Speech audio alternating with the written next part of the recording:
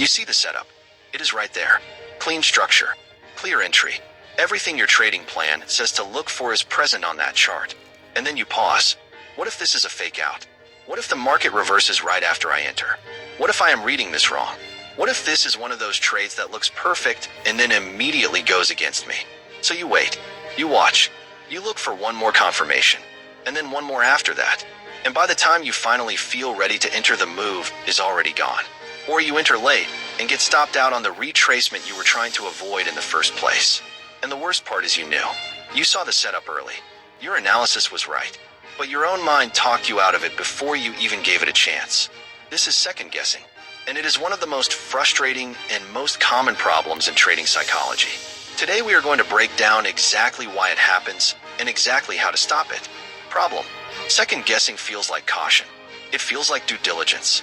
It feels like you are being responsible by not rushing into trades without enough confirmation. But in most cases, second guessing is not caution at all. It is fear disguised as analysis. There is a difference between genuinely reviewing a setup with a clear and structured checklist and endlessly searching for reasons to feel comfortable enough to enter. One is a process, the other is avoidance. And the longer you confuse the two, the more valid setups you will miss, and the more frustrated you will become with your own trading. The painful reality is that second guessing does not protect you from bad trades. It just stops you from taking good ones. The losses still come, because no system wins 100% of the time. But now you are also missing the wins that were supposed to offset those losses, and your edge disappears entirely. Shift the science. Second guessing has deep psychological roots, and understanding those roots is the first step to pulling them out. The brain has two primary operating systems. The first is fast, instinctive, and pattern-based. This is the part of your mind that recognizes a setup quickly and says this looks good. The second is slow, analytical, and deliberate. This is the part that examines, questions, and evaluates. Both systems are valuable, but in trading they need to work together in the right sequence.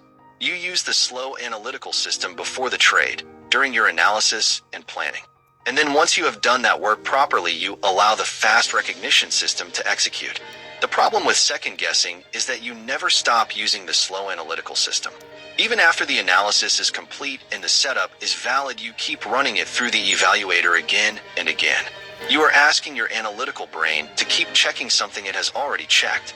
And every time it checks, it finds new uncertainty, because uncertainty is always there if you look hard enough.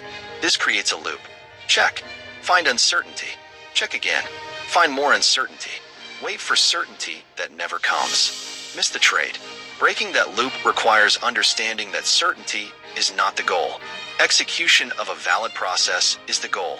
Core lesson: 4 ways to stop second guessing your setups. Point 1. Build a non-negotiable entry checklist. The most effective way to stop second guessing is to remove the open-ended question of, is this good enough, and replace it with a structured checklist that gives you a clear yes or no answer. Your checklist should have between 3 and 5 criteria. Things like, is price at a key level? Is there a valid candlestick confirmation? Is the higher time frame aligned? Is the risk to reward acceptable? When all boxes are checked, the trade is valid. Full stop. You do not need to feel comfortable. You do not need extra confirmation. The checklist has done the thinking for you. When you have a checklist, you are no longer making a judgment call in the moment. You are simply verifying whether conditions have been met. That removes a huge amount of the emotional weight from the entry decision and replaces it with a mechanical process that your mind can trust. Point 2. Set a decision deadline. One of the reasons second guessing spirals is that there is no time limit on the evaluation process. You can keep analyzing indefinitely because nothing forces you to stop. The fix is simple. Give yourself a decision deadline. When a setup forms, you have a fixed amount of time, 60 seconds, 90 seconds, 2 minutes, to run through your checklist and make a decision. When the time is up, you either take the trade or you pass. No extensions, no one more look. This feels uncomfortable at first, but it is one of the most powerful habits you can build. It forces your brain to work within a structure. It prevents the endless loop of reevaluation.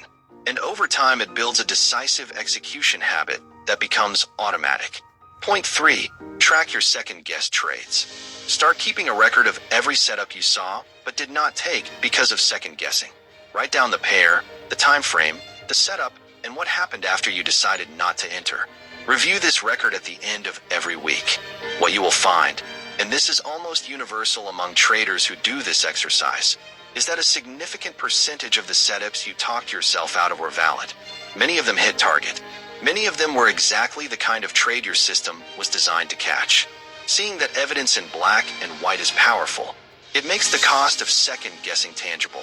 It is no longer a vague feeling that you might be missing trades. It is documented proof. And that proof becomes the motivation to trust your process more and your fear less. Point 4, separate analysis time from execution time. A lot of second guessing happens because analysis and execution are happening at the same time. You are looking at the chart, forming a view, questioning the view, reforming it, and trying to execute all at once. That mental overlap creates chaos. The solution is to separate them completely.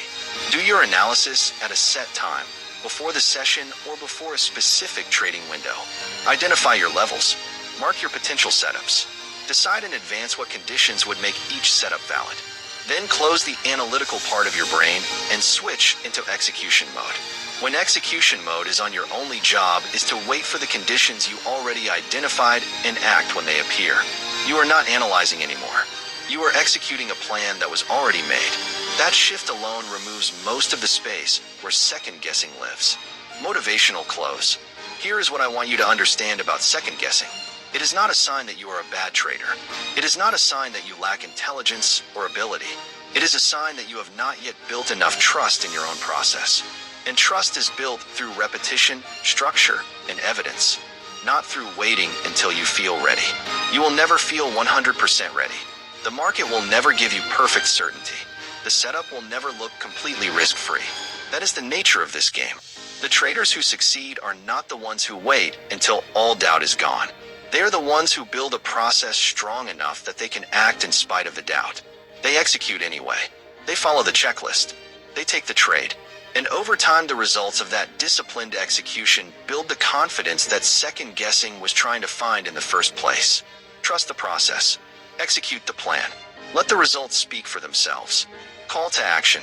If this video describes something you have been struggling with, then share it with one trader who needs to hear it today. And if you are not yet subscribed, this is your sign. Every week on this channel, we go deeper into the mental side of trading. Because until your mind is right, your strategy never will be. Master your mind. Master the markets. I will see you in the next one.